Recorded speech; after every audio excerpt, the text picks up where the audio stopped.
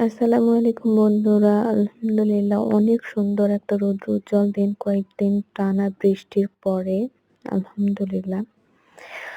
তারপর আ আমাদের গাছে আম ধরছে। দেখেন কত সুন্দর লাগছে আমগুলো। এরপর মাকে নিয়ে একটু বাহিরে গেছিলাম। রাস্তায় আম পাইছি। মাকে নিয়ে যখন রাস্তা দিয়ে যাচ্ছিলাম তখন এই ফুলটা পাইছি। ফুলটা মাশাআল্লাহ অনেক সুন্দর। ফুলের নাম জানি না।